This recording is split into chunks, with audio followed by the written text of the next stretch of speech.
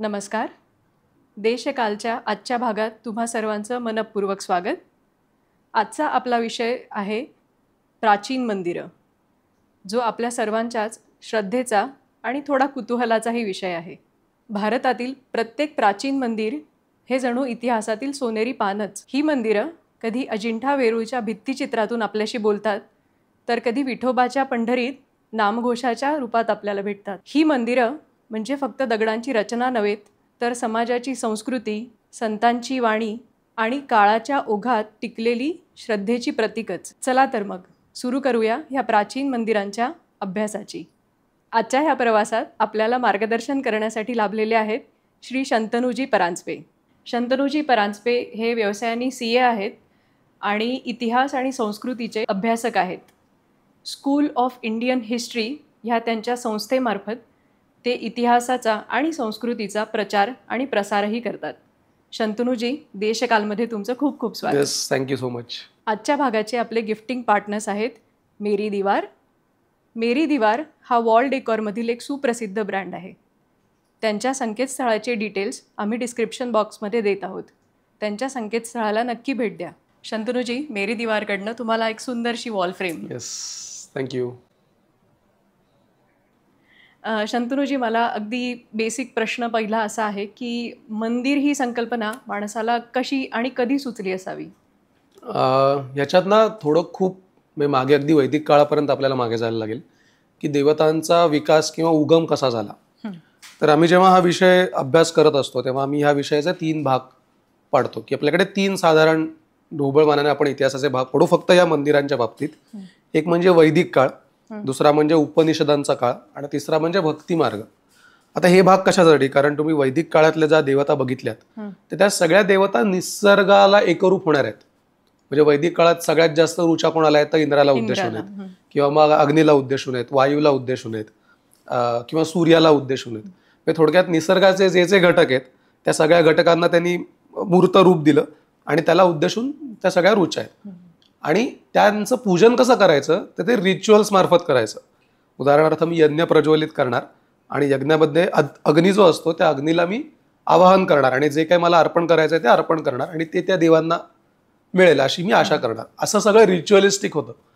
आणि तो निराकार देवे ही लोकांमध्ये भावना होती. त्यामुळे त्यावेळेला मूर्ती नव्हत्या. त्यामुळे साहजिकच मंदिर असण्याचा काही संबंध आपल्याला दिसत नाही. आता वैदिक काळ कोणता हे सांगणं फार अवघड आहे. अनेक जणांनी त्याचा काळ डिफाईन करण्याचा प्रयत्न केलाय. मग काही जण 5000 वर्ष, 10,000 वर्ष, काही जण 50,000 वर्ष मागे त्याला नेतात. बरं, तो एक्झॅक्ट काळ आपण सांगू शकत नाही. दुसरा काळ आहे जो उपनिषदांचा काळ आहे. हा साधारण 1-1.5 वर्ष मागे इसवी सन पूर्व आपण नेऊ शकतो. उपनिषदांच्या काळात झालं काय, रिच्युअलिस्टिक जो मोक्ष आहे, म्हणजे हे सगळं चाललंय कशासाठी तर मोक्षप्राप्तीसाठी. म्हणजे स्वर्ग मिळाला पाहिजे, म्हणजे जन्म आणि मृत्यूचं जे कंटिन्युअस सायकल आहे त्यातनं कुठेतरी बाहेर पडायचं आणि मग पुढच्या प्रवासाला जायचं, याच्यासाठी सगळं ते चालू आहे. उपनिषदांच्या काळात हा जो मोक्ष मिळवण्याची जी संकल्पना आहे ही रिच्युअलिस्टिक न होता थोडीफार सेल्फ डेव्हलपमेंटकडे आली. म्हणजे काय तर मी ध्यानधारणा करणार, मी मेडिटेशन करणार, मी योग साधना करणार आणि मग मी स्वतःमध्ये इम्प्रूव्हमेंट्स करून मोक्षप्राप्तीकडे जाणार. थोडक्यात मी इतक्या प्रकारचं ज्ञान मिळवेन की मला माझ्या सगळ्या प्रश्नांची उत्तरं किंवा माझ्या आयुष्याचं एकंदर सार कसं आहे हे मला समजेल. हा सगळा उपनिषदांचा काळ आहे. आता उपनिषदांच्या काळानंतर येतो भक्ती मार्ग आणि या 2 काळामध्ये फ्रिक्शन व्हायला लागलं. ते फ्रिक्शन यासाठी की त्या काळातल्या सगळ्याच लोकांना काही ध्यानधारणा करणं शक्य नाहीये. आज 140 कोटी लोक आहेत आणि सगळ्यांना सांगितलं 10 मिनिटं मेडिटेशन करा की तुम्हाला मोक्षप्राप्ती मिळेल वगैरे, तर ते सगळ्यांना शक्य नाहीये. आणि हे सगळं कसं करायचं हे करणाऱ्या शिक्षक पण तेवढे उपलब्ध नाहीयेत की मी तुम्हाला दाखवतो, मी तुम्हाला शिकवतो की मंदिरात न जाता मोक्ष कसा तुम्हाला मिळू शकतो. आणि मग त्यामुळे मग सगळेच काय पाप करत नाहीत. गावात राहणारे नॉर्मल लोक प्रत्येकाला जरी ध्यानधारणा करता येत नसली तरी सुद्धा आयुष्यात सगळ्यांना बरेच चांगले कर्मच करत असतात युजली. मग अशाने काय करायचं, मग अशानं मोक्ष मिळणार नाही का, हे सगळं व्हायला लागलं. आणि मग हळूहळू कुठेतरी तो सर्वमान्य आपल्याला मोक्षाचं साधन काहीतरी आपल्याला काढता यायला पाहिजे असं सगळ्यांनी तेव्हा विचार केला असेल. आणि हळूहळू त्यातनं देवतांचा उगम मूर्ती रूपात आपण करूया आणि मग ते एका ठिकाणी बसून हठयोग वगैरे करण्याची काही गरज नाही. तुम्ही त्या मूर्तीला देवता माना आणि मग त्याला जे काही अर्पण करायचं आहे मग खुश करायचं वगैरे हे सगळं करा. तर ह्याच्यासाठी ना जबलदर्शन नावाचा एक उपनिषद आहे, त्याच्यामध्ये एक श्लोक आहे छान, की मूर्ती का विकसित केल्या हे सांगणारा. तो श्लोक असा आहे की शिवमात्मानी पश्यंती प्रतिमासून योगिनः अज्ञानम भावनार्थाय प्रतिमा परिकल्पिता. हे शिवमात्मानी पश्यंती म्हणजे ज्यांच्या मनात शिववास करतो, ज्याला अहम ब्रह्मास्मी आपण म्हणतो, की मीच ब्रह्म आहे, मीच देव आहे, हे मला माहीत जर कळलं तर मला कुठल्याही प्रतिमांची गरज नाही. म्हणजे शिवमात्मानी पश्यंती प्रतिमासून योगिनः, अशा योगी माणसांना प्रतिमांची गरज नसते. मग प्रतिमा कोणासाठी आहेत तर अज्ञानम भावनार्थाय, जे अडाणी आहेत, ज्यांच्या मनात हा भाव नाहीये, की ज्यांना कळत नाही अहम ब्रह्मास्मी, त्यांच्यासाठी प्रतिमा परिकल्पिता. म्हणजे आज पण ज्याला कळतं की देव असा कोणी नाहीये, आपण स्वतःच देव असतो आणि आपल्याकडे स्वतःमध्येच ताकद येते एखाद्या गोष्ट तयार करण्याची, मेंटेन करण्याची, नष्ट करण्याची, तर ते देवळात जाणारच नाहीत ना. त्यांना माहिती आहे की ती केवळ मूर्त रूप आहे, देव हा निराकार आहे आणि आपल्यातच ताकद आहे जे काय करायचे ते. म्हणून मग मूर्ती विकसित झाल्या. आणि मग विकसित होताना सुरुवातीला अगदी मृण्मय मूर्ती होत्या, की त्याला मूर्त रूप नव्हतं, पण एक कुठेतरी मातीचा गोळा केला आहे किंवा मातृका मूर्ती केल्या, ज्या आपल्याला सिंधू संस्कृतीत आपल्याला दिसतात, की मातृका मूर्ती आपल्याला सिंधू संस्कृतीत सापडतात. मग तिथनं मूर्ती आपल्याला आढळायला सुरुवात होते सिंधू संस्कृतीपासून. साधारण म्हणजे इसवी सन पूर्व तुम्ही मागे जा 3-4 हजार वर्ष मागे. आता राखीगडीमध्ये एक्सकॅव्हेशन झालं, अजून आपण 2-3 हजार वर्ष मागे गेलो. त्यामुळे तिथपासून साधारण आपल्याला मूर्ती सापडायला सुरुवात होते. आणि मग ह्या मूर्ती वेगवेगळ्या प्रकारात आपल्याला आढळतात. मग 2100 वर्षांपूर्वी साधारण आपल्याकडे 2 डायनेस्टीज होत्या. त्या डायनेस्टीज सगळ्या हिमाचल प्रदेश, पंजाब ह्या भागात त्या राज्य करत होत्या. त्यांचं नाव एकाचं योधेयम होतं आणि दुसऱ्यांचं औदुंबर असं होतं. आता यांच्या राजांच्या काळातली नाणी सापडली आणि त्यांच्या नाण्यांवर एका बाजूला मंदिरासारखी रचना होती, की त्रिकोणी आकाराचं छत आहे. आपण निसर्ग चित्रात कसं घर काढतो तसं झोपडी साधारण, आणि तसंच साधारण एक 4 खांब असलेलं असं घर आहे साधारण, अशी त्या नाण्यांवर प्रतिमा सापडली. आणि मग ब्रिटिश संशोधकांनी संशोधन केलं की कशा प्रकारच्या अजून काही सापडत आहेत का. तर त्यांना अशा गोष्टी सापडत गेल्या की कुठे कुठे काही काही ठिकाणी फक्त पॅव्हिलियन आहे, म्हणजे त्याला छत नाहीये, नुसतंच घर आहे. मग त्यातनं असं अनुमान लावलं की सुरुवातीचा देव जो होता हा कुठेही पूजला जात होता, की त्याला घरात ठेवलंय, कुठेतरी पारावर ठेवलंय. आणि मग नंतर हळूहळू लोकांच्या लक्षात आलं असेल की अरे आपण छान झोपडीत राहतोय, आपल्या डोक्यावर छप्पर आहे, पण आपण ज्या देवतेचं पूजन करतोय त्या देवतेच्या डोक्यावर मात्र काही नाहीये, किंवा त्याला छप्पर नाही, तो उघड्यावर आपल्याकडे. आजही आपल्याकडे बघा ना, गावाबाहेरचे बरेचसे वेशी बाहेरचे देव, त्यांना काही छप्पर वगैरे नसतं, ते असेच मूर्ती ठेवलेल्या असतात पारावर वगैरे, आणि लोक येतात त्याची पूजा करत असतात. मग हळूहळू लोकांना जाणवायला लागलं की ह्यांना पण बंदिस्त ठेवलं पाहिजे. त्यामुळे सुरुवातीची मंदिर, आता आपल्याकडे प्रॉब्लेम असा आहे की सगळं एक्सकॅव्हेशन झालेलं नाहीये. आतापर्यंतचे उत्खनन झालंय, यातनं सगळ्यात जुनं मंदिर 2100 वर्षांपूर्वीच सापडलंय. पण याचा अर्थ असा नाही की त्याच्या पूर्वी मंदिरं नसतील, कारण त्याच्या पूर्वी इमारती कशा होत्या हे आपल्याला कुठे कळतं तर सांची वगैरे जे मोठे मोठे स्तूप आहेत, या स्तूपांवर काही डायग्राम्स काढलेत की तेव्हाच्या काळातली घरं कशी असतील. तर तेव्हाच्या काळातली घरं ही झोपडीवजा घरं आहेत, म्हणजे मातीने शाकारलेली घरं, आणि त्याच्यावरती पक्क छत नाहीये, तर त्याच्यावरती साधा आपला झाप कसे घालतो आपण तशा प्रकारचं छत आहे, असे आपल्याला स्तूपांवर दिसतात. मग सुरुवातीची जी मंदिरं असतील जिथे दगडांचा वापर, कारण दगड टिकतो, तो अनेक काळ जाऊ शकतो, पण जर माती आणि अशी शाकारलेली छतं असतील तर ते किती काळ टिकणार. त्यामुळे 2100 वर्षांपूर्वीचं जे मंदिर आपल्याकडे दिसतं हे विटांनी बांधलेलं मंदिर आहे. पण त्याच्या आधीची मंदिरं कदाचित 1,500-2 हजार वर्षही मंदिरं मागे जातील, पण जस्ट बिकॉज ती मंदिरं मातीपासून होती किंवा अशी शाकारलेल्या छतांची होती, त्याचे पुरावे आपल्याला आढळत नाहीत की बाबा इथे मंदिर होतं हे सांगणार आहे. मग आता सगळ्यात जुनं मंदिर कुठलं तर 2100 वर्षांपूर्वी आपल्याकडे विदिशा नावाचं एक गाव आहे मध्य प्रदेशमध्ये, बऱ्यापैकी मोठं फेमस गाव आहे, सांचीच्या जवळ आहे.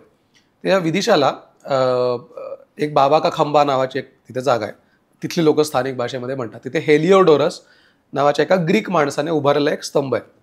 आता हा गरुड स्तंभ आहे, त्याच्या डोक्यावर गरुडाची मूर्ती होती, आणि तो लिहितो की कशासाठी मी हा स्तंभ कोरलाय हे तो ब्राह्मी लिपीमध्ये त्या स्तंभावरती लिहितो, की तो म्हणतो की मला तक्षशिलेवरनं माझ्या राजाने पाठवलंय, ग्रीक राजाने, आणि मी इथे येऊन हे विष्णूचं मंदिर उभारलंय, तो वासुदेवाचं मंदिर उभारलंय असं म्हणतो, जो देवात देव आहे आणि तो सगळ्यात श्रेष्ठ वगैरे असं. म्हणजे हा स्तंभ त्याच्यासाठी उभारला. मग तिथे 1963-64 एक्सकॅव्हेशन झालं. त्या एक्सकॅव्हेशन मधनं चापाकृती मंदिर मिळालं. चापाकृती म्हणजे सिलेंड्रिकल, सर्क्युलर, लंबवर्तुळाकार त्याचा गाभार आहे, अशा प्रकारचं मंदिर तिथे सापडलं. सो हे भारतातलं one of the earliest or the earliest आपण म्हणू शकतो. त्याचा काळ 2100 वर्ष आपल्याकडे मागे जातो. त्याच्या आधीचं मंदिर कुठेही आपल्याकडे आज उपलब्ध नाहीये. उद्या अजून एक्सकॅव्हेशन झाली वेगवेगळ्या शहरांमध्ये, कदाचित काही सापडलं तर डेफिनेटली मिळू शकतं. पण सुरुवातीचे पुरावे हेच आहेत. एक तर म्हणजे त्या नाण्यांवर असणाऱ्या ज्या मंदिरांच्या प्रतिमा, आणि दुसरं म्हणजे हे विदेशातलं मंदिर. ही भारतातली अर्लिएस्ट तशी सापडलेली पुरावे. म्हणजे आपण असं म्हणू शकतो की भक्ती मार्गाचा जेव्हा लोकांना करेक्ट, त्या मार्गावर त्यांना जायची इच्छा झाली इच्छा तेव्हा झाली, तेव्हा मंदिरांचा मूर्ती आल्या आणि मग मूर्तीनंतर साधारण मंदिरं आली. हो. पण मंदिरांचा प्रसार कधी झाला? नुसतीच साकारलेली मंदिरं करून उपयोग. आता आता काय, हे सगळे पंथ आहेत वेगवेगळे तयार झालेले, की शैव पंथ झाला, वैष्णव पंथ झाला. आता या पंथांना फॉलोअर्स पण मिळाले पाहिजेत. हो. त्याचा उपयोग काहीच नाही ना शेवटी. मग सगळ्यांच्या गोष्टी आल्या पुराणांच्या मधनं, की शिवपुराण आलं किंवा विष्णू पुराण आलं, भागवत पुराण आलं, आणि की प्रत्येकाच्या गोष्टी रचल्या गेल्या, की शंकराने अशा असुराला मारलं किंवा गणपतीने अशा राक्षसांचा वध केला. आणि मग ह्या गोष्टी इतक्या पसरल्या की साधारण 3ऱ्या ते 8व्या शतकामध्ये लिहिलेली पुराण आहेत. आणि तुम्ही जर बघितलं तर या काळात पुराणं लिहिली, आणि याच काळात भारतभरात सगळीकडे पटापट पटापट मंदिरांची उभारणी झालेली दिसते, की सगळ्या देवतांच्या कथा इतक्या जोरात पसरल्या सगळीकडे, आणि त्या लोकांना एवढ्या आवडायला लागल्या की मंदिरांची निर्मितीही तेवढ्याच वेगाने आणि मूर्तीही कोरोना तितक्याच वेगाने सुरू झाला.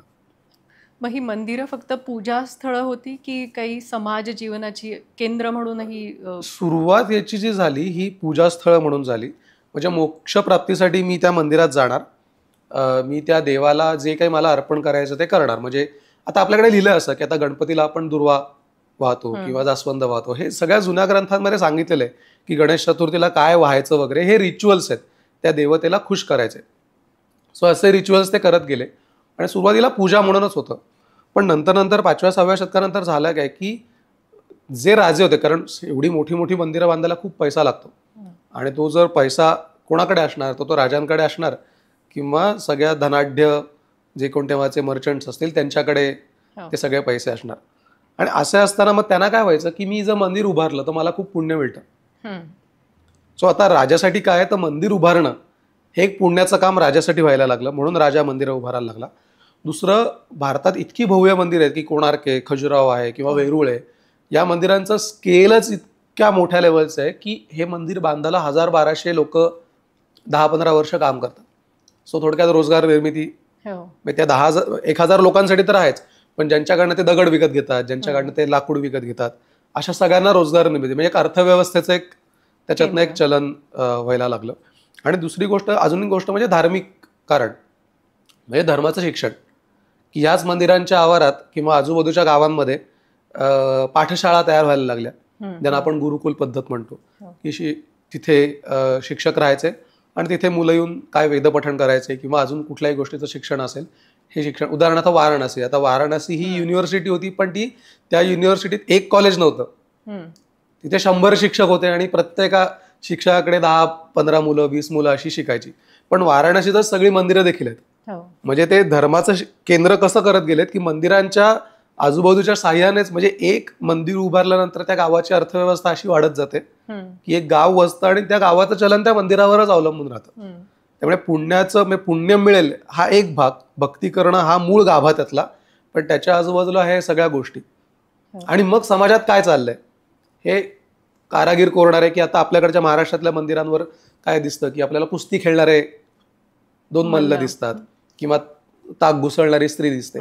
मग हे काय, हे मंदिरात कोरण्याचं काही कारण नाही ना, पण हे शेजारच्या गावांमध्ये किंवा आजूबाजूच्या समाजात चाललेल्या या गोष्टी आहेत, मग त्या मंदिरावर कोरायच्या. त्यामुळे मंदिर ही एक सामाजिक संस्था झाली, म्हणजे नुसतं धर्माचं नाही.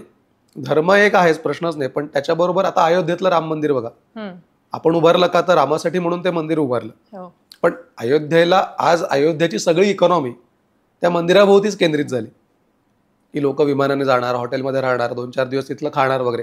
म्हणजे एका मंदिरामुळे जर लाखो लोक येत असतील आणि तेवढं टुरिझम डेव्हलप होत असेल, तर आज त्या धार्मिक स्थळांचा उपयोग वेगळा प्रकार. तेव्हाही तसाच व्हायचा, की तेव्हाही लांब लांबवरनं लोक तीर्थयात्रा करून बघायला यायची ही सगळी मंदिरं. म्हणजे धर्म केंद्रस्थानी त्याच्या आजूबाजूने सगळी सामाजिक संस्था उभं करत जायचं. म्हणजे जे स्पिरिच्युअल टुरिझम ही कॉन्सेप्ट आपण म्हणतो आत्ता आली आहे, करेक्ट, पण ती पूर्वीपासून आहे. कोणार्क उभं करताना तर मंदिर बांधतानाच बाहेरनं लोक बघायला यायची, की सगळ्यात भारतातलं सगळ्यात उंच मंदिर बांधायला सुरुवात केलेली आहे, तर आपण बघू कसं कसं बांधलं जात आहे, किती प्रोग्रेस झाली, हे बघायला लोक यायचे. आणि स्पिरिच्युअल टुरिझम आपल्याकडे तीर्थयात्रा हे तर आपल्याकडे, म्हणजे आपल्याकडे 7 मोक्ष देणाऱ्या ज्या नगरी आहेत, ज्या आपल्याकडे पुराणांपासून आल्या, की अयोध्या, मथुरा, माया, काशी, कांचीवन, ते कदो श्लोक आहे संस्कृत. म्हणजे थोडक्यात यात 7 ठिकाणी गेल्यानंतर तुम्हाला मोक्ष मिळतो, त्यामुळे आपली लोक सुरुवातीपासून काशीला जाऊन तीर्थयात्रा करणं हे अगदी सुरुवातीपासून आहे. फक्त त्याला एवढं व्यापक स्वरूप, आत्ता काय गाड्या ऑनलाईन हे याच्यावर जास्त गर्दी जमते, पण तेव्हाही लोक पायी जाऊन ती सगळी तीर्थयात्रा करायची किंवा कुंभमेळा भरायचा तेव्हा देखील, आणि तेव्हा देखील अशीच गर्दी त्या कुंभासाठी व्हायची. त्यामुळे तीर्थयात्रा हा फार जुनी परंपरा आहे आणि त्याच्यासाठीच मंदिरं उभारल्यात की लोकांनी त्या तीर्थक्षेत्री जाऊन भेट द्यावी. जी प्राचीन मंदिरं आहेत त्याच्या विविध शैली खूप बघायला मिळतात, जसं हेमाडपंथी आहे किंवा द्रविड शैली आहे. ह्याचं सगळ्याचं वैशिष्ट्य काय आहे? या सगळ्या शैली विकसित झाल्या साधारण 4थ्या-5व्या शतकात गुप्त राजवटीत, ज्याला आपण उत्तरेतली राजवट आहे, ज्याच्या काळात भारत सोन्याचा धूर निघायचा भारतात आपण म्हणतो, असं ते गुप्तांचं साम्राज्य. त्यांनी सुरुवात केलेली नागर शैली. अच्छा. सो उत्तर भारतात सगळीकडे नागर शैली साहजिकच पसरली, कारण राजानेच प्रोपोगेट केलेली ती शैली आहे. त्याच काळात दक्षिण भारतात बदामीमध्ये चालुक्यांचं राज्य होतं. त्यांनी उत्तर भारतातली शैली समजून घेतली, त्यामुळे बदामीमध्ये काही मंदिरं नागर शैलीतली आहेत. पण ते काय म्हणाले की आमच्या संगम ग्रंथांमधनं किंवा आमच्या पद्धतीमध्ये ही शैली नाहीये, आम्ही फक्त शिकून घेतोय की काय एक्झॅक्टली डेव्हलप केलंय मंदिर, शिखर म्हणजे काय, या सगळ्या संकल्पना त्यांनी शिकून घेतल्या आणि त्यांनी द्राविड शैली विकसित केली. त्यानंतर महाराष्ट्रात विकसित झाली भूमिज शैली, ज्याला आता तुम्ही हेमाडपंथी हा शब्द वापरलात, हा बोली भाषेतला शब्द आहे. असं काही ग्रंथांमध्ये काही असा शब्द नाहीये, पण तो शब्द भूमिज नावाचा शब्द आपल्याकडे ग्रंथात येतो. मग ती महाराष्ट्रात विकसित झालेली भूमिज शैली. अशा भारतात 45 शैली आहेत मंदिरांच्या, पण या प्रमुख 3 आणि चौथी म्हणजे वेसर शैली, जी आपल्याला कर्नाटकात बेलूर हळेबीडू जे प्रांत आहे त्या भागात आपल्याला दिसते. प्रत्येक शैलीची वैशिष्ट्य काय, तर नागर शैली जी उत्तर भारतात आहे त्याच्यामध्ये निमुळतो होत जाणारं शिखर असतं. त्याचा मंदिराचा पसारा फार मोठा नसतो, एकाच प्लॅटफॉर्मवरती मंदिरं उभारलेली असतात आणि ते निमुळतो होत जाणारं शिखर, म्हणजे एखादा पर्वत कसा निमुळता होत जातो तशा प्रकारे ते शिखर निमुळतो होत जातं. त्यानंतर असतं द्राविड शैलीमध्ये काय आपण बघतो की मंदिरांचा कॅम्पस खूप मोठा आहे. तुम्ही मीनाक्षी मंदिर बघितलं किंवा हम्पीचं विरूपाक्ष बघितलं तर तुम्हाला गोपुरं दिसतील, उंच उंच आकाशात जाणारी. गोपूर काय, आता हा एंट्रन्स आहे, पण मंदिराचं शिखर कुठेतरी छोटं दिसेल. त्यामुळे द्राविड शैलीमध्ये साधारण ही 11व्या-12व्या शतकानंतर जी मंदिरं बांधली गेली चोल राजांनी किंवा पांड्या राजांनी, याच्यामध्ये गोपुरं खूप उंच व्हायला लागली. प्रत्येक मंदिराला बाउंड्री वॉल यायला लागली, कंपाऊंड हवं प्रत्येकाला, आणि खूप सारे मंडप, म्हणजे अगदी लग्न पण त्या मंदिरात लागणार, इतके मोठे मोठे. म्हणजे भव्यता. किंवा तुम्ही श्रीरंगमचा रंगनाथ स्वामीचं मंदिर बघा, कावेरीच्या काठावर त्रिचीच्या जवळ बसलेलं, म्हणजे मंदिरात आतमध्ये गाभाऱ्यापर्यंत जायचं असेल तर 1 किलोमीटर चालायला लागतं. ही त्या मंदिराची एवढी रेडियस आहे. हे झालं. त्यानंतर आता महाराष्ट्रात जी भूमिज शैली आढळते, आता भूमिज शैली ही नागर शैलीतनं विकसित झालेली शैली आहे. त्यामुळे नागर शैलीतले जे सगळे कंपोनंट आहेत हे सगळेच्या सगळे तसेच्या तसे भूमिज शैलीत आढळतात.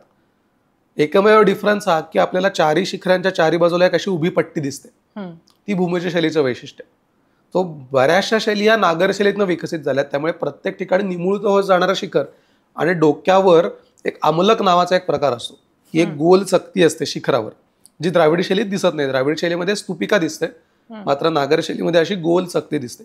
म्हणजे मी जर ठरवलं की मला ओळखायचे एखादं मंदिर नागर शैलीतलं आहे, भूमिज शैलीतलं आहे, तर मी सगळ्यात पहिले शिखर बघेन की शिखरावर काय दिसतं. मला जर गोल चकती दिसली तर मी म्हणेन हे नागर शैलीतलं मंदिर आहे. किंवा निमुळतो होत जाणारं शिखर किंवा एकाच शिखरावर अनेक छोटी छोटी शिखरं दिसली, ज्याला आम्ही उरुशृंग म्हणतो किंवा सबसिडरी शिखरं असं त्याला आपण साधारण म्हणू, ती शिखरं दिसली की हे नागर शैलीतले. किंवा एका प्लॅटफॉर्मवर बांधलेलं, म्हणजे एक मोठीच्या मोठी प्लिंथ आहे आणि सगळं मंदिर त्या प्लिंथवरच बांधलंय, तर आपण म्हणू शकतो की याचा बेस नागर शैलीचा आहे. आणि वेसर शैली काय, तर नागर, द्राविड आणि भूमिज या सगळ्यातले कंपोनंट मिक्स केले एकाच शैलीमध्ये आणि वेसर शैली करून टाकली. अच्छा. अशा या सगळ्या चार प्रमुख शैली, बाकी सगळ्या उपशैली तयार झाल्या. आता ह्या मंदिरांची जी रचना असते किंवा आपण दक्षिण भारतात मंदिरं बघतो त्याच्यात खूप फिजिक्स किंवा मॅथमॅटिक्स ह्याचा खूप अभ्यास केलेला आहे त्या स्थपतींनी असं वाटतं. तर त्याच्या म्हणजे नक्की त्यांचा गणिताचा किंवा फिजिक्सचा तेवढा अभ्यास असावा किंवा नाही? अभ्यास होता आणि अभ्यास गरजेचा पण होता. याचं कारण सांगतो. आपल्याकडे ना भारतात मंदिरं बांधण्याविषयी फार पुरावे नाही आहेत, पण आपल्याकडे कोणार्क मंदिर जे बांधलं गेलं याचं अकाउंटिंग रेकॉर्ड मिळालं. तिथला अकाउंटंट 12 वर्ष लिहित होता की मी आज एवढे दगड मला मिळाले, त्या दगडांच्या बदल्यात मी एवढे पैसे देऊन टाकले, असं त्यांनी अकाउंटिंग रेकॉर्ड आहे. म्हणजे ते काही मंदिर बांधणी कशी केली हे नाही सांगत येतो, पण त्याच्यात उल्लेख बरे झालेत मंदिरं बांधणीशी रिलेटेड. आता विचार करा, कोणार्क मंदिराची उंची आहे 230 फूट. आत्ता सगळं पडलेलं आहे, पण जेव्हा पूर्ण शाबूत होतं मंदिर शिखरापर्यंत, जमिनीपासून 230 फूट उंच आहे आणि त्या फूट उंचीवरचं जे आमलक आहे हे काही टनांचं आहे, दगड तो, जो मला सगळ्यात शिखरावर ठेवायचा आहे. आता तो शिखरावर दगड कधी ठेवणार? जेव्हा ते पूर्ण बांधून होईल तेव्हाच ठेवणार. पूर्ण बांधून झाल्यानंतर काही टनांचा दगड खालून वर न्यायचा, ह्या सगळ्यासाठी गणित माहिती पाहिजे किंवा फिजिक्स माहिती पाहिजे, कारण तेव्हा इलेक्ट्रिसिटी नव्हती. वर कसं चढवायचं? आता काही जण म्हणतात रॅम्प उभारला 6 किलोमीटर लांब, ते अशक्य आहे. तेव्हा स्कॅफोल्डिंग बांधायचे, लोखंडी स्कॅफोल्डिंग असायचं किंवा प्रॉबेबली सर्क्युलर स्कॅफोल्डिंग असेल गोलाकार पद्धतीने. पण हे सगळं करताना मला किती उंच जायचं आहे, त्याचा अँगल काय असला पाहिजे, एवढा टनांचा दगड वर करायचा असेल तर त्याची लोड बेरिंग कॅपॅसिटी किती असली पाहिजे, हे सगळं कॅल्क्युलेट केल्यानंतर तो दगड व्यवस्थित बसून तो मला पुढे 1000 वर्ष टिकवायचा आहे. म्हणजे त्या दगडात बसवल्यानंतर काहीतरी हल्ला आणि पडलं असं नाही करायचं आहे. त्यामुळे हे सगळं माहिती असण्यासाठी मला गणिताचं परफेक्ट नॉलेज पाहिजे किंवा फिजिक्स मला माहिती पाहिजे की पुलीज, आता पुली हा प्रकार फिजिक्समधलाच आहे की एखादा दगड मला 10 फूट जरी वर न्यायचा असेल तरी मला पुलीची स्ट्रेंथ किती पाहिजे ती खेचायला दुसऱ्या बाजूनी, हे माहिती असायला फिजिक्सचं नॉलेज मला पाहिजे. किंवा आता कोणार्क मंदिरासाठी 15 लाख दगड वापरले. 15 लाख हा काउंट एवढा आहे. बरं तो दगड आणला कुठनं? तो दगड आणलाय 70-80 किलोमीटर लांब, बोटीतनं प्रवास करून आणलाय, नद्यांच्या मार्गाने. म्हणजे हा विचार पण करता आला पाहिजे की रस्त्याने माना नेणं शक्य नाही एवढा, तर मी जलमार्गांचा वापर करतो. मग मला तराफे बांधायचे, मग त्या तराफ्यांवर किती लोड बसू शकेल दगडांचं. हा सगळा विचार करताना नुसतं बरं सुरुवात प्लॅनिंग पासून होते की मला किती उंच मंदिर बांधायचं आहे, त्याच्यासाठी मी किती जमीन घेतली पाहिजे आणि त्याचा पाया किती खाली नेला पाहिजे. म्हणजे त्यांना सिव्हिल कन्स्ट्रक्शन माहिती पाहिजे की प्रत्येक पिलरची लोड बेरिंग कॅपॅसिटी किती असली पाहिजे, काय असली पाहिजे, दगडांची साईज किती असली पाहिजे, यासाठी सिव्हिल कन्स्ट्रक्शनचं नॉलेज पाहिजे. बरं ते नॉलेज करण्यासाठी बेसिक शिक्षण तर तेव्हा तर युनिव्हर्सिटीज होत्या प्रॉपर, हे सगळं नॉलेज तिथनं मिळायचं. नुसतंच कन्स्ट्रक्शन नाही, मूर्ती कोरताना सगळ्या मूर्तीच्या कोरल्या गेलेल्या आहेत, यांची मेजरमेंट्स हातांच्या मेजरमेंट्सवर नाहीत, जे रेशोज आहेत. कारण तुम्ही बघितलं तर कुठली मूर्ती ओबडधोबड नाही दिसत, तुम्हाला प्रत्येक मूर्ती आखीव रेखीवच दिसते. असं कुठे दिसलंय का की एक हात छोटा आला एक हात मोठा आला? नाहीच दिसत. सगळं प्रपोर्शनमध्ये आहे. ते प्रपोर्शनला सिम्पल टेरे टेक्निक वापरलं की त्यांनी बॉडीचं प्रपोर्शन घेतलं की 1 अंगुल इथपासनं मेजरमेंट चालू होतं ते अगदी 1 हातापर्यंत. मग हे जर घेतलं तर प्रत्येकाचं 1 अंगुल ते 1 हात हे रेशो सेमच असणार आहे. भले तो 8 फुटांचा माणूस घ्या किंवा 4 फुटांचा माणूस घ्या, तो रेशो जो असणार आहे, हा त्याची लांबी छोटी असेल बोटाच्या पेराची, पण जो डिवाइड करून जर रेशो काढेल तो सेम असेल. त्यामुळे त्यांनी मूर्ती कोरताना काय केलं, त्यांनी रेशो सांगितला की तुम्हाला या प्रमाणात कोरायचे. मग ती तुम्ही मूर्ती 10 फूट कोरा किंवा 1 फूट कोरा, प्रमाण तुमचं हे असणार आहे. सो त्या प्रमाणाची पुस्तकं त्यांनी लिहिली. सो हे सगळं गणिताचं नॉलेज असल्याशिवाय शक्य नाही. बरं दुसरं नॉलेज पाहिजे ताऱ्यांचं, ॲस्ट्रॉनॉमी ज्याला आपण म्हणतो. ते तर आपलं नॉलेज फारच, म्हणजे आपल्याला पृथ्वी गोल होती हे आधीपासून माहिती होतं, ती काही लोकांनी सांगायची आपल्याला गरज लागली नाही. त्यामुळे ते नॉलेज कशासाठी, की तर कुठल्या मुहूर्तावर कोरायचं मंदिर बांधायला सुरुवात करायचे त्याच्यासाठी. बरं दुसरं वैशिष्ट्य, आता कोल्हापूरचं मंदिर बघा, किरणोत्सव होतो, तो बरोबर एकाच दिवशी स्पेसिफिक होतो आणि तो बरोबर सूर्य पायापासून डोक्यापर्यंत तो जातो की नाही. मग त्याच्यासाठी तुम्हाला कुठलं नॉलेज पाहिजे, कुठल्या वेळेला सूर्य तिथे येणार आहे. बरं आणि तो आत्ताही चालू आहे, म्हणजे असं नाही की त्यांनी तेव्हाच्याच नॉलेजने केलं. मग ह्याच्यासाठी किती मायन्यूट नॉलेज पाहिजे की सूर्य त्यावेळेला तिथे पोहोचणार आहे ना, म्हणजे माझा गाभारा कुठे पाहिजे, गाभाऱ्यातनं मूर्तीची उंची किती पाहिजे, मूर्ती किती उंच प्लॅटफॉर्मवर गेली पाहिजे. आणि सगळं मंदिर बांधून झाल्यावर असं लक्षात आलं, अरे सूर्याचं किरण पोहोचतच नाहीये, ते भोग ठेवायचं होतं ते कुठेतरी दुसरीकडेच ठेवलं गेलं. पण तसं झालं नाही, बरोबर मूर्तीवर पडतो. म्हणजे प्रिसिजन हा जो प्रकार आहे त्याच्यात, की त्याच्यामध्ये आज आपण 6 सिग्मा म्हणतो की काही डिफेक्ट काही नाही, 1 in a million डिफेक्ट आपल्याकडे आज आपण टेक्निक म्हणतो. पण तेव्हाच्या काळात सूर्याची किरण विशिष्ट दिवशी विशिष्ट वेळी त्या मूर्तीवर पडणार, हे आम्हाला 1000 वर्ष चालू ठेवायचं. आणि हे मंदिर बांधताना एवढ्या मायन्यूट पद्धतीने केलं जात आहे की ते पुढे 1000 वर्ष तसंच पडतं. हे एक वैशिष्ट्य आहे. किंवा खिद्रापूरचं मंदिर आहे, तिथे कोजागिरी पौर्णिमेला बरोबर त्या स्वर्गमण्याच्या बरोबर डोक्यावर चंद्र येतो की नाही, तो इकडेही होत नाही आणि इकडेही होत नाही. मग हे कसं काय त्यांनी साध्य केलं? त्याच्यासाठी तुम्हाला चंद्र कसा फिरतो हे माहिती पाहिजे, की तो तिथेच येणार आहे, हे तुम्हाला ॲस्ट्रॉनॉमीचं नॉलेज असल्यामुळे शक्यच नाही. त्यामुळे हे नॉलेज अत्यंत महत्त्वाचं आहे.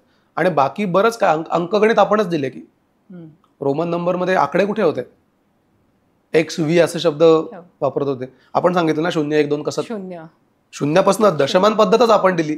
आकडे आपण दिले, 10च्या पुढे मोजायचं आपण सांगितलं. त्यामुळे ह्या सगळं नॉलेज ह्या सगळ्या लोकांना सगळं माहिती आहे. त्यामुळे हे नॉलेज मस्त आहे. आणि नॉलेज कुठल्याही एका माणसाकडे नव्हतं. हे जनरलाइज नॉलेज सगळ्यांकडे असलेलं हे नॉलेज आहे. त्यामुळे मंदिर बांधताना हे नॉलेज मस्ट आहे. मंदिर काय आता आपण काय करतो ना, मंदिराकडे आपण फक्त धार्मिक नजरेने बघतोय, पण त्यातनी धार्मिकता काढून टाकली आणि आपण बघितलं की ही फक्त बिल्डिंग आहे. कारण तो प्रोजेक्ट आहे ना मोठा. जसा मी एखादा राजवाडा बांधतोय तसंच माझं मंदिराचं कन्स्ट्रक्शन आहे. फक्त मला त्याच्यात काही धार्मिक अँगल ऍड करायचे की ठराविक वेळेला किरणोत्सव किंवा ठराविक वेळेला सूर्याचं हे तिथे असे त्याच्यात अँगल ऍड करायचे. त्यामुळे हे नॉलेज होतंच आणि ते अजूनही गरजेचंच आहे. आता पण अयोध्येला तो सूर्यतिलक नाही का त्यांनी दाखवलेला, त्यांनी तेच नॉलेज वापरलं शेवटी. ही जी मंदिरं आहेत, प्राचीन मंदिरं, त्यांच्यावर विविध राजवटींचा काही प्रभाव आहे का? आणि जी आक्रमणं झाली प्राचीन मंदिरांवर त्याच्यामुळे किती मंदिरांचं नुकसान झालं किंवा आत्ता जे आपल्याला बघायला मिळत नाही त्या सगळं कसं असावं, किती सुंदर असावीत ही मंदिरं? राजवटींचा परिणाम झाला कसा, मगाशी मी तुम्हाला सांगितलं की प्रत्येक काळामध्ये ज्या वेगवेगळ्या शैली विकसित झाल्या, की आता गुप्त राजाने विकसित केलेली शैली नागर आहे. त्यामुळे सगळ्या नागर शैलींवरच्या मंदिरांवर गुप्त राजांच्या मूर्तिकलेचा खूप प्रभाव आहे. किंवा त्याच्या आधी आपण गांधार कला म्हणतो की अफगाणिस्तानमध्ये म्हणजे महाभारतातली गांधारी ते गांधार राज्य. तर गांधारांच्या काळात जी मूर्तिकला विकसित झाली, तुम्ही आज जाऊन बघा की गौतम बुद्धांच्या ज्या मूर्ती आहेत गांधार शैलीतल्या किंवा गांधार शैलीतल्या कुठल्याही मूर्ती, त्या मूर्तींच्या कपड्यांना चुणे आहेत. चुण्या पडतात ना. आता आपण बसलो, तर माझा काही इस्त्री केलेला दिसत नाही ना, थोड्याफार चुण्या दिसतात. तर आता मी मोठा जर झगा घातला तर तो काय असं सरळ राहणार नाही ना, त्याला घड्या पडतील. किंवा आपण धोतर नेसतो, धोतराला ज्या खाली घड्या पडतात त्या घड्या त्यांनी मूर्तिकलेत दाखवल्यात, पण त्या बाकी कोणाकडे दिसत नाहीत. मग थोडक्यात मला की अशा घड्या पडलेल्या कपड्यांच्या ह्याच्यावर किंवा चुण्या पडलेले कपडे जर मी बघितले मूर्तिकलेत तर मी सांगू शकतो की गांधारांची मूर्तिशैली आहे किंवा त्यांची चेहऱ्यांची ठेवणं. कारण गांधार जे होते हे साधारण अफगाणिस्तान वायव्य भागावर होते. त्या भागावर अलेक्झांडरच्या आक्रमणानंतर इंडो ग्रीक राजांचं तिथे प्रभाव वाढला, पण त्यांची चेहरेपट्टी भारतीय लोकांपेक्षा वेगळी आहे. त्यामुळे त्यांच्या चेहऱ्यांवर त्या ग्रीक लोकांच्या चेहऱ्यांचा जास्त प्रभाव आहे. त्यामुळे त्यांचे चेहरे सगळे वेगळे आहेत. किंवा दक्षिणेतली ज्या मूर्ती आहेत त्यांचे परिधान केलेले कपडे, याच्यामध्ये तिथली साडी नेसण्याची पद्धत ही फक्त त्याच कपड्यांमध्ये दिसते.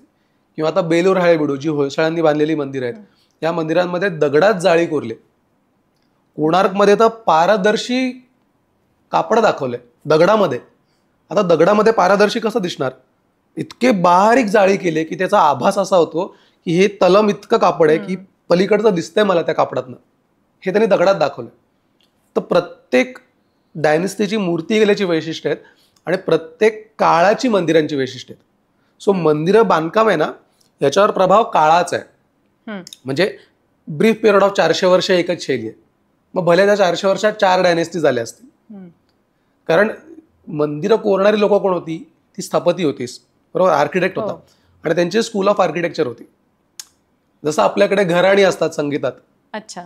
की 200 वर्षांपूर्वी एखादं घराणं चालू झालं आणि त्या घराण्यामध्ये जी मुलं शिकत गेली पुढे, की कोणीतरी स्थापन केलं असेल, त्यांच्या अंडर 10 मुलं. किंवा आता नृत्यामध्ये घराणी असतात, कथकमध्ये, भरतनाट्यममध्ये. तर कोणीतरी सुरुवात करतं आणि त्यांच्या काही जनरेशन्स त्याच पद्धतीनं शिकत जातात. मग आपण म्हणतो ना की नाही हे काय बाबा किराणा घराण्याचे गायक आहेत. मग गायक आहेत म्हणजे काय, तर त्या घराण्याचा इम्पॅक्ट त्यांच्यावर आहे, पण तो इम्पॅक्ट 250-300 वर्षांचा आहे. सो हे पण तसंच आहे. मंदिरं बांधणीमध्ये मंदिरांचं जे स्थापत्य आहे याच्यावर कुठल्या तरी प्रमुख स्थपतीचा इम्पॅक्ट असतो. मग त्या स्थपतीने चालू केलेल्या स्कूल ऑफ आर्किटेक्चरमधनं मुलं बाहेर पडतात किंवा जे स्थपती बाहेर पडलेत त्यांनी जी सगळी मंदिरं बांधलेत त्या स्थपतींवर शिक्षण कुठलं झालंय, तर प्रॉब्ली 200-250 वर्षांपूर्वी जे स्कूल ऑफ आर्किटेक्चर ज्यांनी क्रिएट केलेली आहे त्यांचं शिक्षण त्यांच्यावर झालंय. मग बऱ्याच वेळेला असं मंदिरांवर दिसतं की आता ऐहोळेला स्कूल ऑफ आर्किटेक्चर होती किंवा लकुंडी स्कूल ऑफ आर्किटेक्चर होती. सो लकुंडी मधनं शिकून जे स्थपती बाहेर पडलेत आणि त्यांनी समजा बेळगावला मंदिर बांधलं असेल तर त्या मंदिरावर लकुंडीच्या मंदिरांचा सारधर्म्य खूप दिसतं, कारण ते शिकलेत तिथे, तिथून ते बाहेर पडलेत. आणि हे आजच्या काळातही ऍप्लिकेबल आहे ना. आता मी CA, आम्ही एखाद्या आर्टिकलशिप करून एखाद्या फर्ममधनं बाहेर पडतो तर माझ्यावर संस्कार तेच झालेत ना लहानपणी की ऑडिट असंच करायचंय. सो मी त्याच पद्धतीने ऑडिट करणार. बरं, माझ्या हाताखाली जे शिकतील त्यांच्यावर पण संस्कार तेच होणार आहेत जे माझ्यावर झालेले की तू असंच करायचं बरं का. मग हेच जर दुसऱ्या फॉर्ममधनं झाले असतील तर त्यांच्यावर कदाचित वेगळे संस्कार असतील. सो जिथनं आपण शिकून बाहेर पडतो त्याचंच रिफ्लेक्शन आपल्याला मंदिरांवर दिसणार. सो ज्या स्कूल ऑफ आर्किटेक्चरमधनं बाहेर पडले ती स्कूल ऑफ आर्किटेक्चर 250-300 वर्ष चालली आणि तशीच मंदिरं कोरत गेली. हां, मग समजा ती आता उदाहरणार्थ कसं दिसतं, अजिंठ्याच्या बाबतीत दिसतं. आता अजिंठा लेणं आहे, मंदिर नाही आहे, पण ते लेणं कोरायला साधारण 15-16 वर्ष लागली.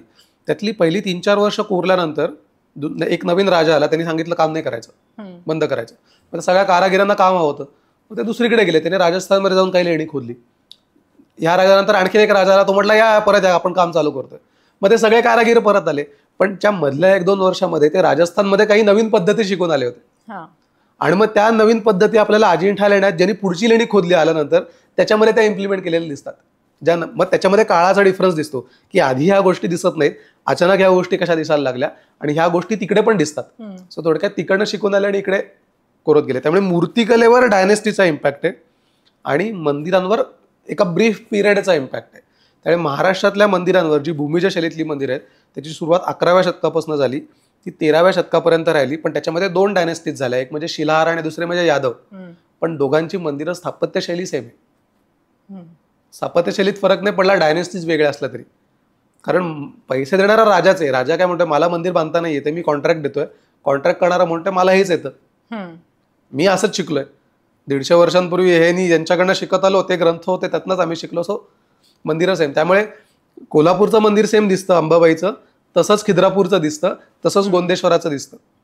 फक्त कोल्हापूरचं मंदिर कर्नाटकाच्या जवळ असल्यामुळे मूर्तिकलेत थोडा कानडी इम्पॅक्ट दिसतो. उत्तरेमध्ये फार इम्पॅक्ट नसल्यामुळे मूर्तिकला थोडी वेगळी दिसते.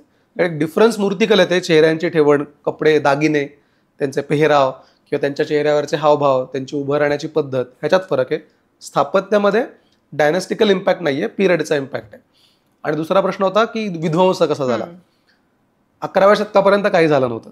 11व्या शतकामध्ये गझनीच्या महमूदाचं आक्रमण झालं. ते पहिलं इस्लामिक आक्रमण भारतामध्ये झालेलं.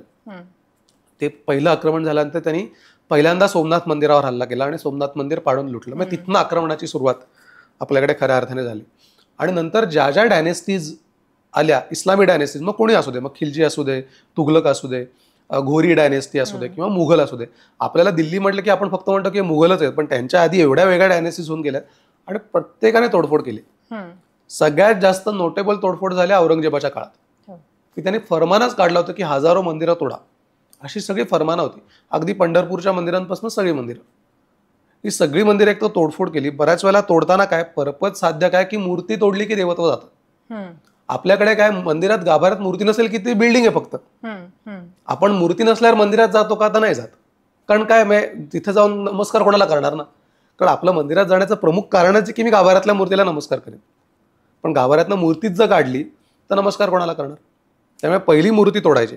उदाहरणार्थ तुळजापूरच्या अफजल खानाने जी तुळजापूरची मूर्ती फोडली, का फोडली, कारण त्यांना माहिती आहे की मूर्तीमध्ये देवत्व आहे यांच्याकडे, हिंदूंमध्ये. त्यामुळे मूर्ती तोडल्यावर देवत्व जातं. त्यामुळे पहिला हल्ला मूर्तीवर, नंतर डिस्ट्रक्शन शिखरांचं करायचं. शिखरं पाडून टाकायची पूर्ण, त्या मंदिरांचं मशिदीमध्ये कन्वर्ट करायचं. पण कन्व्हर्जनला काही लागत नाही, फक्त पश्चिमेकडची भिंत लागते कलमा पडायला. त्यामुळे कन्वर्ट करायला काहीच लागत नाही, त्याच्यावर एक घुमट तयार केला की काम होतं. आणि मग विद्रुपीकरण करायचं, की जे जे सुंदर दिसतंय ते असं तोडायचं की परत उभारताना आलं पाहिजे. की आता मी एका मूर्तीचे 2 हात आणि 2 पाय तोडले दगडाच्या, ते परत कसं करणार. मातीची असते तर मी परत तयार करू शकतो ना. दगडाची मूर्ती म्हणजे ती गेलीच की मूर्ती. आणि मग ते मूर्ती तयार करणारे कारागिरांना मारून टाकायचे की परत तयारच होणार नाहीत. त्यामुळे विध्वंस म्हणजे तुम्हाला सांगतो, आज जी मंदिरं आपल्याकडे दिसतात ही शिल्लक असलेली मंदिरं सुद्धा हजारात आहेत. पण शिल्लक नसलेली आणि तोडली गेलेली काही अनेक मंदिरं आहेत ज्यांचे पुरावेच आपल्याकडे नाही आहेत. म्हणजे ते काही त्याचं बेस पण दिसत नाही की मुळातनं उखडून काढलेलं मंदिर आहे. बरीचशी मंदिरं आहेत ज्यांची शिखरं तोडलेत. अनेक मंदिरांमध्ये शिखरं आहेत पण मूर्ती विद्रूप केल्यात. अनेक मंदिरं पडलेलीच आहेत पूर्ण.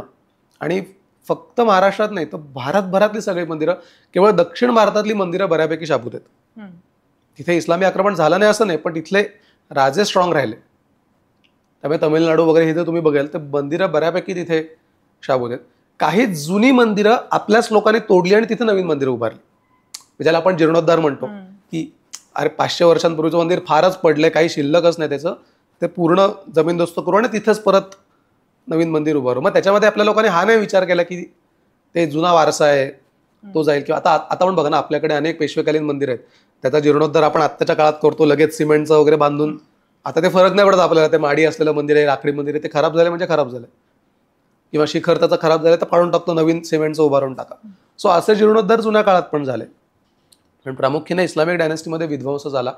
आणि दुसरा एक इम्पॅक्ट पडला मंदिरांवर ह्या इस्लामिक इन्व्हेजनचा, तो म्हणजे मंदिरं शैलीच बदलून गेली.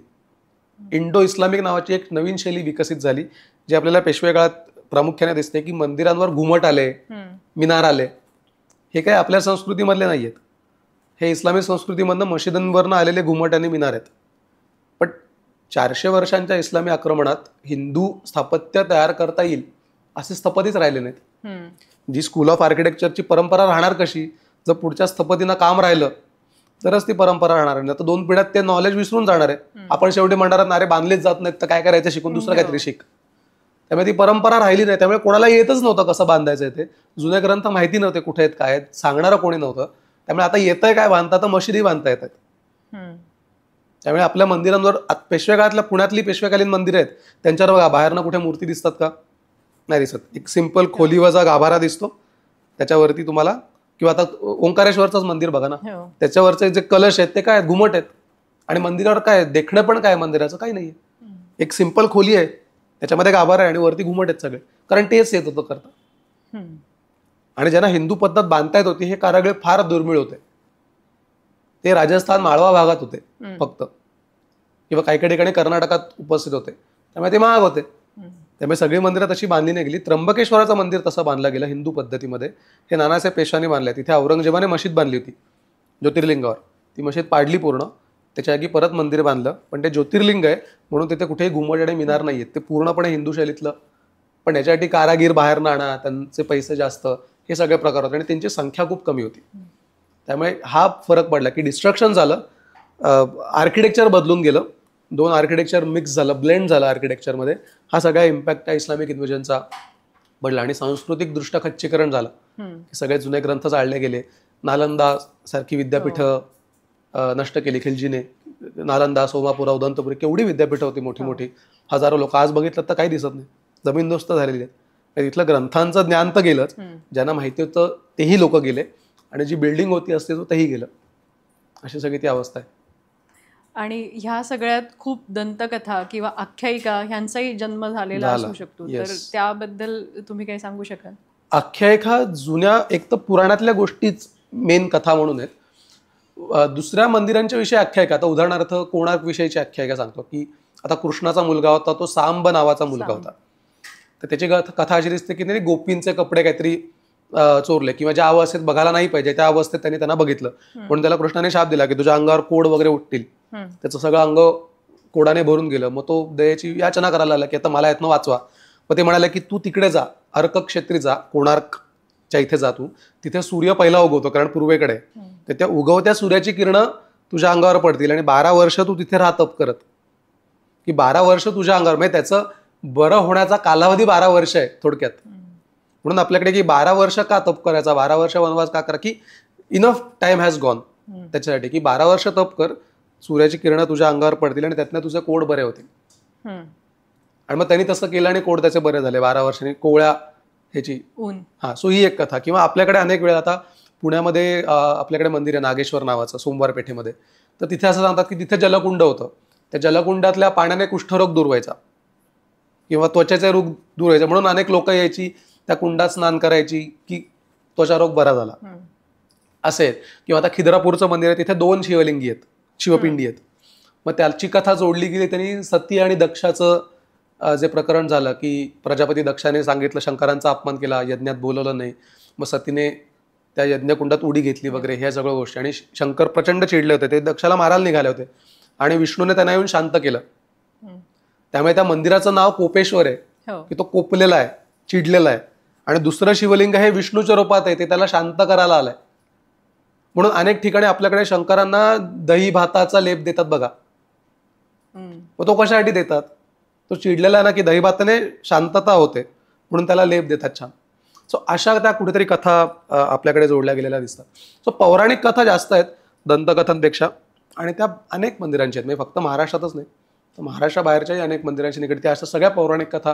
की इथे एक आता भुलेश्वर, की भुलेश्वराचं नावच असं आहे की शंकर रुसला किंवा पार्वती रुसली तिथे आली आणि शंकर तिथे मनवाला आला आणि त्यांनी तो भुलला एकदम तिच्या रूपाला असं करून, म्हणून त्याचं नाव भुलेश्वर पडलं. सो अशी आपल्याकडे बऱ्याच ठिकाणी दिसतात कथा. तुम्ही आत्ता म्हटलात की मंदिरांचा जीर्णोद्धार केला, तर जी ओरिजिनल मंदिरं आहेत किंवा जे ओरिजिनल स्ट्रक्चर आहे ते आता तरुण पिढीने कसं बघावं किंवा त्याचा कसा अभ्यास करावा? ओरिजिनल स्ट्रक्चरसाठी काय आहे, आपल्याकडे अनेक मंदिरं अजूनही शाबूत आहेत.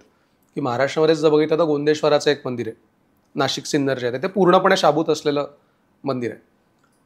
मंदिरांच्या स्ट्रक्चरचा अभ्यास करताना सुरुवातीला मंदिरांचे ग्रंथ अभ्यासाला लागतात जुने. म्हणजे आता आपल्याकडे समरांगण सूत्रधार नावाचा एक ग्रंथ आहे, ज्याच्यामध्ये भूमिरे शैली कशी असावी हे सांगितलं गेलेलं आहे. मग अगदीच ज्याला जर फुल फ्लेज अभ्यास करायचा असेल तर त्याने तो ग्रंथ उघडावा. त्या ग्रंथात भूमिजे शैलीची काय वैशिष्ट्ये आहेत ती बघावी आणि तशीच मंदिरांमध्ये दिसतात का. पण हे झालं खूप टेक्निकल झालं, कारण ग्रंथ संस्कृतमध्ये आहे, त्याचा अर्थ काढा हे शक्य नाही आहे. तर आपल्याकडे अनेक लेखकांनी मंदिरं स्थापत्याविषयीची पुस्तकं लिहिलेली आहेत. म्हणजे आम्ही तर सांगतो, मंदिरांचा अभ्यास करायचा असेल तर तुम्हाला पुस्तकं वाचण्यापेक्षा त्या मंदिरांच्या इथे जाऊन भेट देणं हेच सगळ्यात गरजेचं आहे. आज काय होतंय, मंदिरं भेट न दिल्यामुळे ती वापरत नाहीयेत आणि मंदिरं वापरत नाहीयेत. एखादी गोष्ट नाही वापरली 15-20 वर्ष की ती हळूहळू पडायला सुरुवात होते, त्याचा मेंटेनन्स राहत नाही. त्यामुळे कुठल्याही मंदिरांचा आम्ही अभ्यास करायला की तुम्ही त्या मंदिरांच्या इथे आधी जा आणि तेव्हा 10 मंदिरं आपण नीट बघतो निरखून की त्याची मूर्ती कशी आहे, त्या मूर्तीवर हावभाव कसे आहेत किंवा काय कुठल्या प्रकारचं स्थापत्य आहे, कपडे कसे परिधान केलेत, हे सगळं जेव्हा आपण बघतो तेव्हा परिधान सगळं बघताना 10 मंदिरांमध्ये एक सिमिलॅरिटी जाणवायला लागते की अरे ही मूर्ती आपण तिथे पण बघितली होती, ही मूर्ती इकडे पण बघितली होती. म्हणजे काहीतरी कॉमनॅलिटीज आपल्याला तिथे दिसते. त्यामुळे कोणालाही, म्हणजे तरुणांनाच नाही, इन जनरल कोणालाही प्राचीन मंदिरांचा अभ्यास करायचा असेल तर सगळ्यात पहिले मंदिरांना भेट द्यायला सुरुवात करा. हे सगळ्यात मस्त आहे. कारण जर तिथे आपण गेलोच नाही तर ती मंदिरं राहणार नाहीत आणि मंदिरं राहिली नाहीत तर त्या स्थानाचंही काही महत्त्व राहणार नाही. आणि तिथे गेल्यानंतर मग हळूहळू अभ्यास की बाबा इथल्या स्थानाचा इतिहास काय आहे, हा युजली गॅझेटियरमधनं आपल्याला पटकन सापडतो. कारण ब्रिटिशांनी ती गॅझेटियर लिहिताना संशोधन करून ती लिहिलेली आहे, त्यामुळे त्यातनं गॅझेटियरमधनं इतिहास सापडतो. किंवा अनेक, आता उदाहरणार्थ एक पुस्तक आहे द हिंदू टेम्पल नावाचं, स्टेला क्रॅमरिश नावाची एक विदुषी अमेरिकन बाई आहे, त्यांनी मंदिरांवर येऊन अभ्यास करून ते पुस्तक लिहिलं आहे. त्यांनी मंदिरं कन्सेप्ट की मंदिरं विकसित कशी झाली इथपासनं मंदिरांच्या शैली असं सगळं करून 2 व्हॉल्यूममध्ये त्यांनी ते पुस्तक लिहिलं आहे. इंटरनेटवर मोफत अवेलेबल आहे PDF फॉर्मॅटमध्ये. तर आम्ही जेव्हा सुरुवात केली तेव्हा आम्ही हेच वाचलं की काय एक्झॅक्टली कन्सेप्ट होती. आणि जेव्हा संकल्पना समजली की येस मंदिरं का बांधली, त्याच्यावरच्या मूर्ती त्यांनी का कोरल्या, आणि मग हे सगळं वाचून झाल्यानंतर जेव्हा मंदिरं बघितली तेव्हा दृष्टिकोन बदलून गेला की हा अरे ही मंदिरावर मूर्ती ना ह्या कारणासाठी आहे, किंवा ही मूर्ती अशी बघायची की एखादी मूर्ती मला ओळखायची असेल तर मी हातामध्ये काय काय बघितलं पाहिजे त्याच्या. ती नुसतीच मूर्ती नाही आहे, प्रत्येक मूर्तीला काही ना काही अर्थ आहे.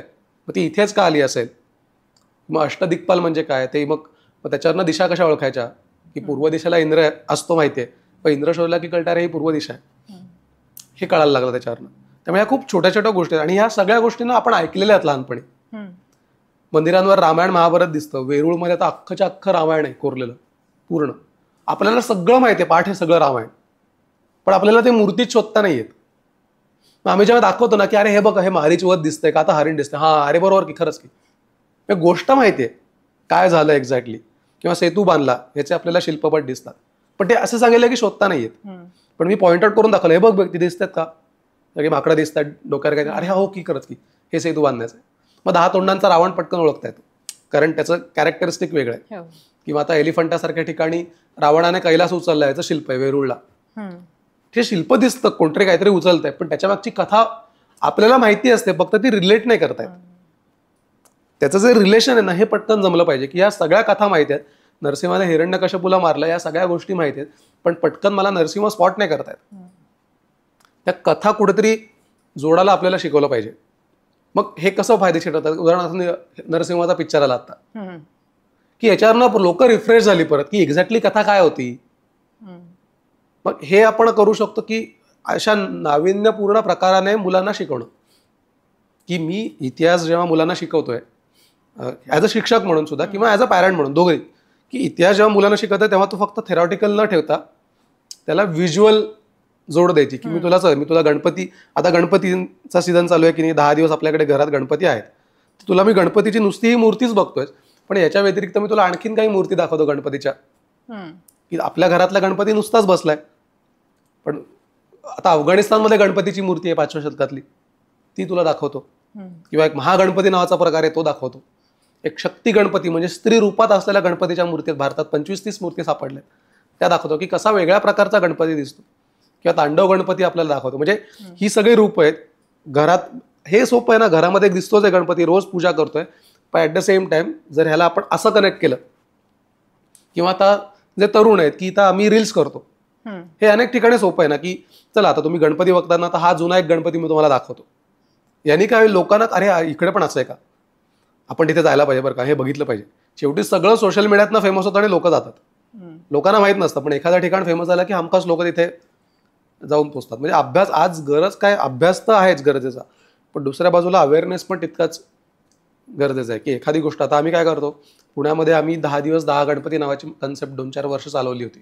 की गणपती तुम्ही फिरायला बाहेर पडताना आम्ही तुम्हाला अशी पुण्यातली गणपतींची मंदिरं दाखवतो, तिथे सार्वजनिक गणपती बसत नाही, पण ती पुण्यातली जुनी गणेशाची स्थान आहेत पेशवेकालीन. मग मोदी गणपती असेल, माती गणपती असेल, त्रिशुंड गणपती असेल, किंवा सारसबागेतला गणपती, आणि तिथल्या मंदिरांचा इतिहास तुम्हाला सांगतो. अदरवाईज तुम्ही फिरणार नाहीत ना तिकडे, पण गणपती बघायला बाहेर पडताय तुम्ही सगळे सार्वजनिक, मग करता करता हे पण तुम्ही करून द्या. सो अशा प्रकारचा अवेअरनेस आज गरजेचं आहे. मग या छोट्या छोट्या गोष्टी जर आपण कनेक्ट करत गेलो ना, आणि हे शालेय स्तरावर पण होऊ शकतं. की एखादी बाबा, आता उदाहरणार्थ मी सिंधू संस्कृती 6वीतल्या मुलांनी मी एका शाळेत शिकवायला गेलो होतो, की सिंधू संस्कृती शिकवायची, की शिक्षक म्हणाले तूच शिकव आम्ही शिकवण्यापेक्षा. तर मी त्यांना दाखवलं की अरे तुम्हाला माहिती आहे का एक्सकॅव्हेशन कसं होतं, ते त्यांच्या पुस्तकात लिहिलं आहे, पण ते थेरॉटिकल आहे. एक्सकॅव्हेशन हा मुद्दा थेअरीमध्ये शिकण्याचाच नाहीये, ते जाऊन प्रत्यक्ष खोदून कळलं तर मग त्यांना माहित नव्हतं कसं करतात.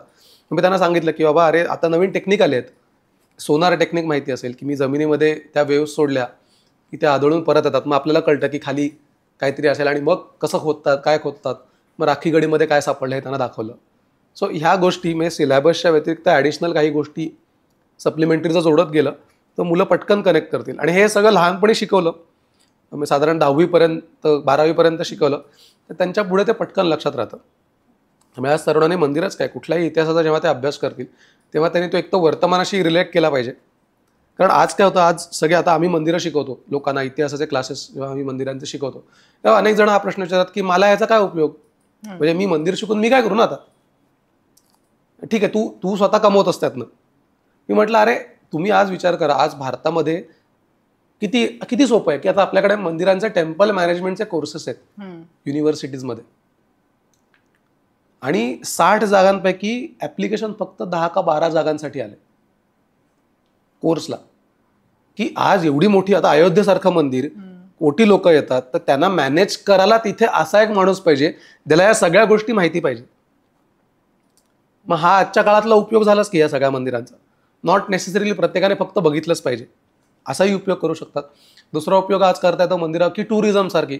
आता आम्ही हेरिटेज टुरिझम करतो, मी उदाहरणार्थ काय, आम्ही लोकांना मंदिरं दाखवतो आणि त्यातनं पैसे कमवतो. तो एक व्यवसाय होऊ शकतो. म्हणजे मंदिरांची घेतलेली माहिती तुम्ही अशा प्रकारे वापरू शकता. किंवा आम्ही मंदिरांचे ऑनलाईन क्लासेस घेतो. सो आणखीन एक उपयोग झाला की मी स्वतः शिकलोय, मी शिकलेलं मी लोकांना शिकवतोय, पण त्याच्यासाठी माझा आधी यायला पाहिजेत, मी आधी 100 मंदिरं बघितली पाहिजेत. दुसरा आणखीन एक उपयोग करता येतो जो म्हणजे फॅशन डिझायनिंगमध्ये खूप होऊ शकतो. की मी एखाद्या मंदिरामध्ये जातोय, किंवा दक्षिणेतली मंदिरं होयसळांची, मी मूर्ती बघतोय, त्या मला मूर्तीतनं कल्पना सुचतात दागिने कोरण्यासाठी. की आज आपल्याकडे 1 ग्रॅम ज्वेलरी जी मिळते, अनेक लोक हेरिटेजच्या नावाखाली दागिन्यांची किंमत वाढवून विकतात. मग का विकतात, तर हेरिटेज आहे, जुनं आहे. ते जुनं आलं कुठनं, ते कुठल्या तरी मूर्तीच्या त्यांना गळ्यात तो हार दिसला असेल, कारण प्रत्येक मूर्तीचे दागिने वेगळे आहेत. त्यामुळे ते नीट निरखून बघितलं तर आपल्याला डिझाईन त्यातनं काढता येऊ शकतात, त्यातनं करता येऊ शकतं काहीतरी. किंवा परिधान केलेले कपडे, त्याच्यावरचे असलेले पॅटर्न्स, ते पॅटर्न अभ्यास करून तुम्ही आजच्या कपड्यांवर ते पॅटर्न्स आणू शकता. म्हणजे अशा प्रकारे जर इतिहास वर्तमानाला कनेक्ट केला तर तो माझ्या मते पटकन जास्त शिकला जाईल. आज बॅरियर काय आहे, तर इतिहास शिकून मी काय करू, मला आजच्या घडीला पैसे कमवण्यासाठी काही उपयोग नाही ना त्याचा. नुसतं नॉलेज म्हणून कोण शिकणार नाही, ते शिकणारा वर्ग खूप कमी असेल की मला खरंच जाणून घ्यायचे वगैरे वगैरे. पण त्याचा जर कनेक्टच आपण करू शकलो नाही वर्तमानाशी तर काही उपयोग होणार नाही. त्यामुळे आम्ही नेहमी सांगतो की तुम्हाला शिकायचं ना, मी तुम्हाला 10 मार्ग सांगतो की हे शिकून तुम्ही वर्तमानात त्याचा फायदा कसा करून घेऊ शकाल. आणि मग हे जेव्हा कनेक्ट करून सांगतो तेव्हा कळतं की अरे हा, हे पटकन शिकता येईल आपल्याला, मग ह्याचा खरंच जेन्युइनली आज उपयोग आहे. मग जो 1% माणूस शिकणार असतो ना, ती 10% जाते. त्यामुळे आज हे जास्त गरजेचं आहे की इतिहासाला वर्तमानाशी कनेक्ट करायचं, म्हणजे कुठलाही मंदिरं, किल्ले, जे काही असेल, कुठलाही इतिहासातला कुठलाही भले तो टेक्स्च्युअल इतिहास असेल, म्हणजे पुस्तकी इतिहास असेल किंवा भौतिक पुराव्यांचा इतिहास असेल, त्याला जर वर्तमानाशी तुम्ही कनेक्ट करू शकलात. आता उदाहरण किती सोपं आहे बघा ना, मोडी लिपी. अनेक जण विचारतात काय करू, म्हणजे त्याचा काय उपयोग आहे. आज जर तुम्ही बघितलं तर मराठा आरक्षण संदर्भात ज्या कुणबी नोंदी शोधायच्या होत्या, या सगळ्या नोंदी ज्या होत्या त्या मोडी लिपीतल्या होत्या, जुन्या होत्या. मग ते जर तुम्हाला मोडी लिपी, आणि बरं सरकारी अपॉइंटेड लोक होती ज्यांना पैसे मिळत होते त्या कामाचे, मग मोडी लिपी शिकून काय करू, आला की नाही उपयोगाला. म्हणजे इतिहास हा वर्तमानात लागतो, तो कसा उपयोग करायचा हे जर सांगितलं तर लोक आपसूक इतिहासाकडे वळतील आणि त्याचा योग्य वापर यामध्ये करतील. शंतनूजी, तुम्ही देशकालच्या परिवाराला आज नक्कीच खूप छान मंदिरांबद्दल तुम्ही इतके इन्साइट्स दिलेत. तुमच्या मनापासून धन्यवाद. आजचा एपिसोड तुम्हाला कसा वाटला हे तुमच्या प्रतिक्रियातून आम्हाला नक्की कळवा, आणि देशकालला लाईक, शेअर आणि सबस्क्राईब नक्की करा. धन्यवाद.